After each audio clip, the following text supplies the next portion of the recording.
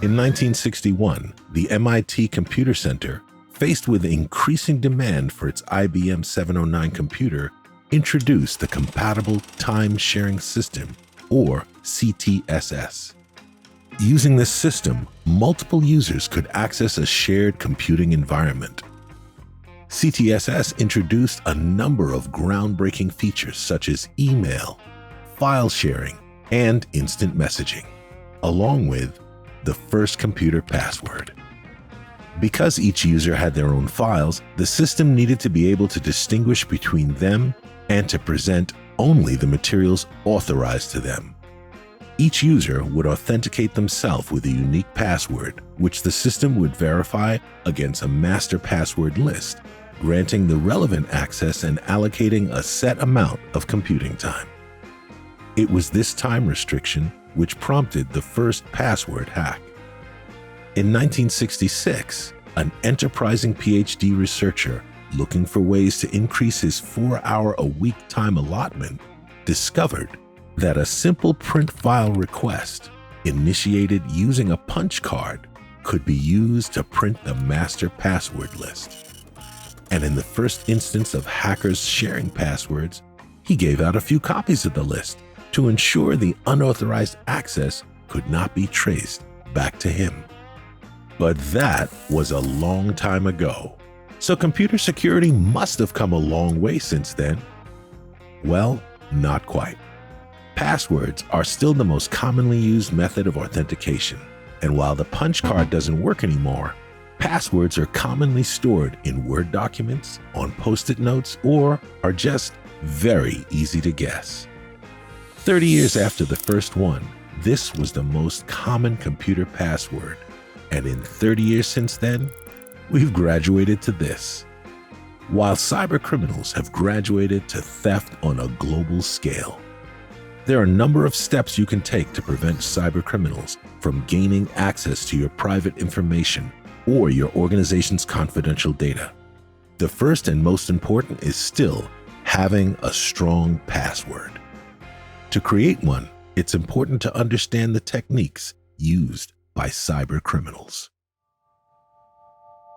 Every possible combination of letter, number, and special character is systematically entered until the correct combination is found.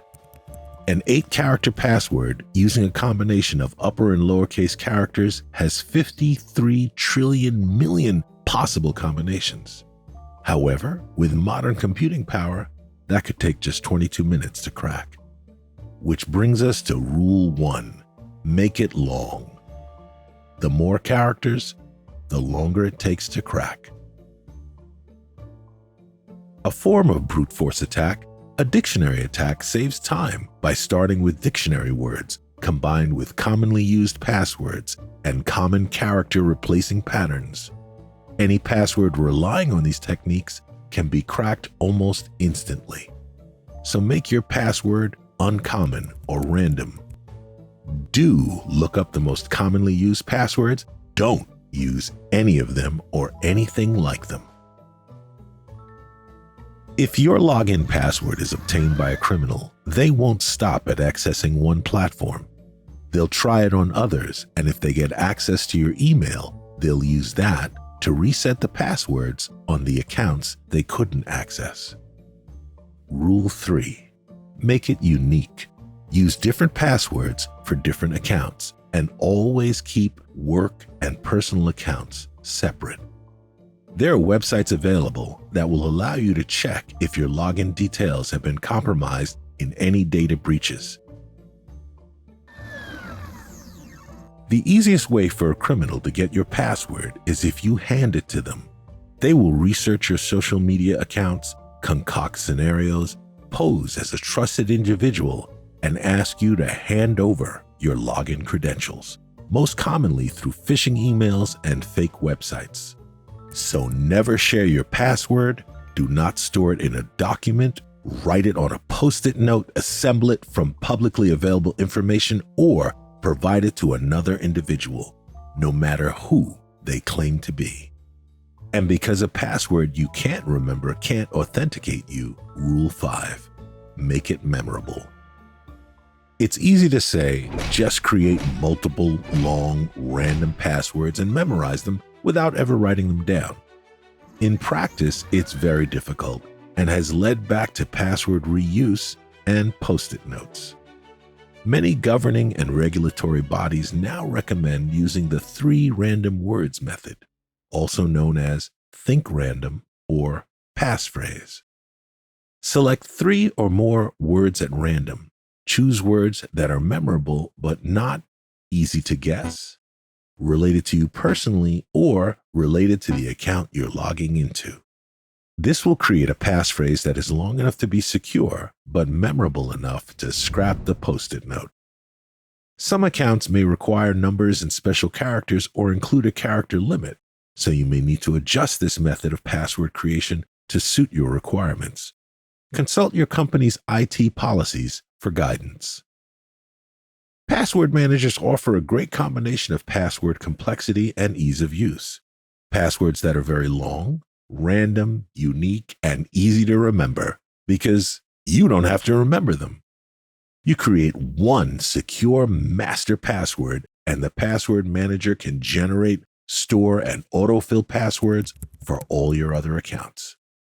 And even if a criminal did get access to your master password, the manager encrypts all stored passwords to ensure your data is secured.